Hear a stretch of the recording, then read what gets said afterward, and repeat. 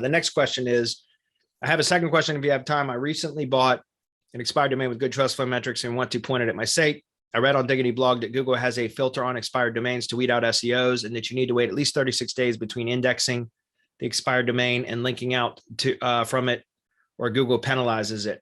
Have you found this to be true with your new link building service? No, not at all. Or do you link from your fresh rebuilds to the client site right away? Yeah, we do.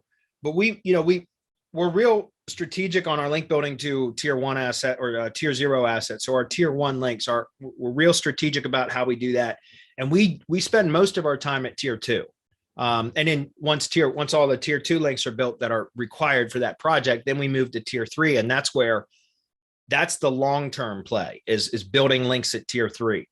I'm not going to give away my process and my ratios.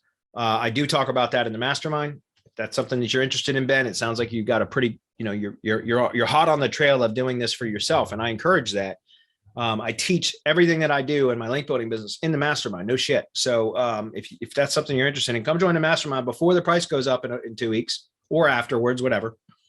And you can learn exactly what my processes are for that, including my ratios, how I do anchor text ratios, how I do my tier 1 to tier 2 to tier 3 ratios, all of that. But getting back to what you were saying, we spend most of our time at really tier 2. We only really build links at tier 0, at tier 1. So to power up the tier 0 assets, to manipulate anchor text ratios, and also to get the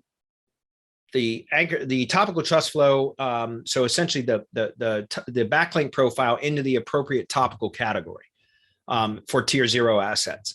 Once we've accomplished that, which sometimes only takes literally a few links at tier 1 to manipulate the topical trust flow values of the tier 0 assets into the appropriate categories, and also to manipulate the anchor text ratios to where it mimics or is close to what the average anchor text ratio is of the top 5 competitors for whatever search query we're optimizing for.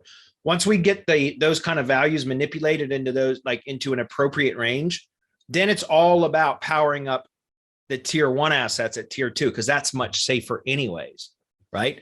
And then once we built all of our tier 2 links that are required for the project, depending on which ratio we're applying, then we go out to tier 3. And that's kind of the longer term strategy, is just building at tier 3, because that's where the most volume of links is out at tier 3. And so I don't do that. There might be something to that. Like, I've not tested what you're mentioning here about, I think if it's a newly expired domain, or if it's a domain that has, dropped and went through auction and that kind of stuff, that might be true. But a lot of the domains that I end up picking up and finding have been dropped for months.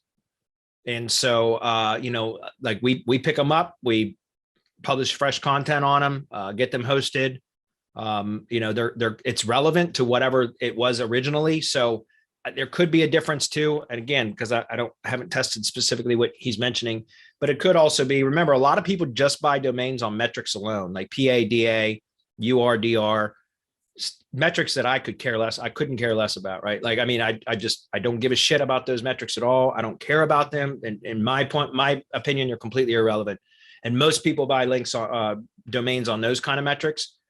I buy links on topical relevance, or buy domains on topical relevance. So if the domain that I purchase, I'm going to publish content that is appropriate and relevant to what its previous content was, then it hasn't had a negative effect that I've seen, if that makes sense. So there you go.